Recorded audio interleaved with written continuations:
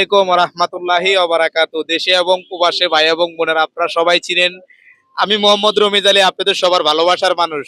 তো আসলে আপনারা সবাই আমাকে ভালোবেসে আমার হাতে যে আনামতটা দিয়েছেন, আমি পঙ্কানো ভাবে নিজে দেখে নিজে থেকে পায়ে রিক্সা যারা চালায়, এই যে দেখেন, যাদের শীতের সোয়াটার নাই, তাদের হাতে আমি আপনাদের আনামতটা পৌঁছে দিচ্ছি ইনশাল্লাহ।